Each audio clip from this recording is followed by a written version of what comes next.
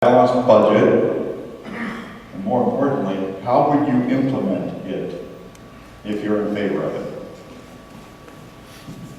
I think I opened with that statement, and I'm very much in favor of a balanced budget.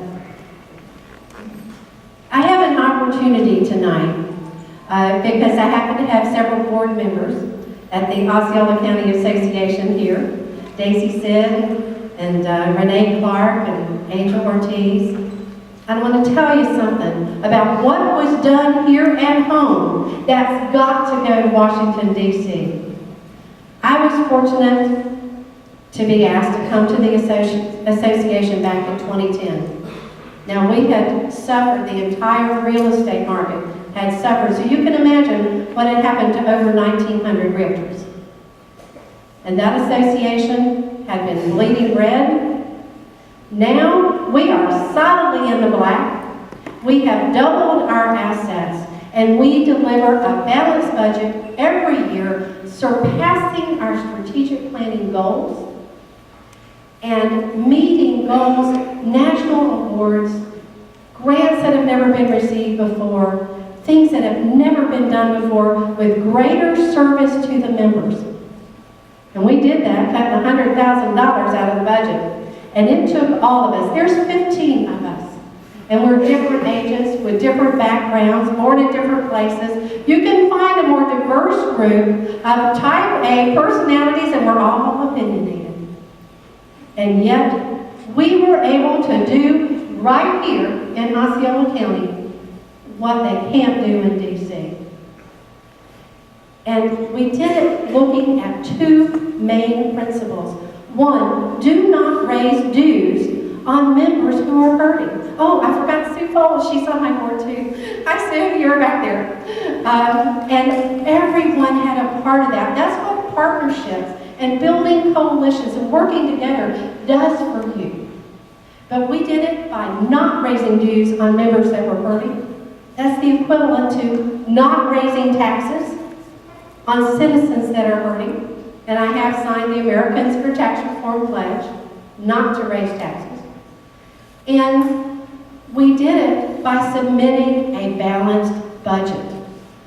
We had to have the discipline to do that because it's real easy to say yes to everyone, and you have to learn to say no in love and in honesty and in commitment to this country. So that's how I would do it, the same way we do it at home. Fiscal responsibility, determination, and sticking to your principles.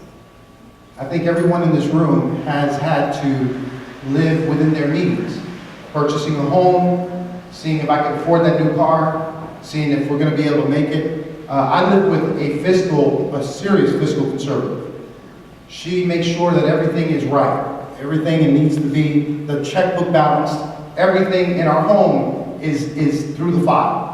And I think that's really, really important. It's something that I've learned, not just at home, but also watching across the country as we continue to see, again, printing more money, putting us more in debt, paying off people who don't even like us, so that we can continue to be the America that we are.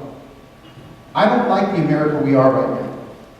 I want to go back to the America where we produce our goods, where we make the difference here at home. I don't believe that we need to be going and giving corporate welfare so people can go and hide their billions out of this country. We're all taxpayers. We all do our fair share. But the fact is, we have an administration that continues to want to divide this country, to want to say, let's pay more taxes.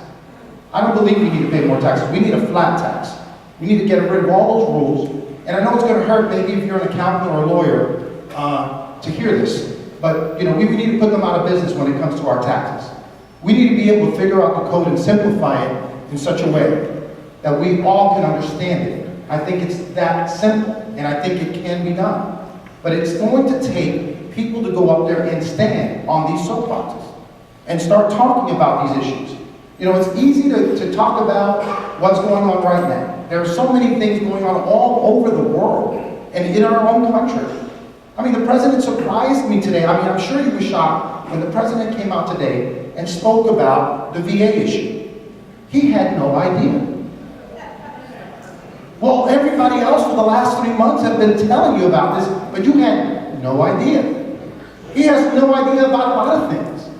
And I think balancing a budget is something that we, as Republicans, as Americans, are due. We are due to balance our budget. I know there may be some things that will get hurt along the way. There's compromise sometimes that needs to be done. But realistically, we need to go back to those days of balanced budgets from day one. And that's what I promise I will bring and I will work on when we get up to Washington. All right, folks, let me answer the question for you. Number one, I will not vote for any budget that increases our long-term debt or adds to the deficit. And that includes, by the way, the last Ryan budget which came out. And number two, I will support and I will fight for a balanced budget amendment to the U.S. Constitution. Now, if it doesn't get done in Congress, I will fight to get it done through the Article 5 process. That's the beauty of this Constitution. The beauty of how our founders set this nation up is that if things don't get done in Washington, D.C., we have a remedy. We have a remedy through the Article 5 process, and there is a balanced budget amendment going through and working its way now. I vow to support that and fight for that as well. That's what we need to do to address our budget deficits, which add to our growing debt. And it's not just the 17 trillion year after year that the president has added on the nation's credit card. We also have to look at the 140 trillion structurally that's coming up on the back. So that's what I would do to address the deficit and the debt and the budget. Thank you.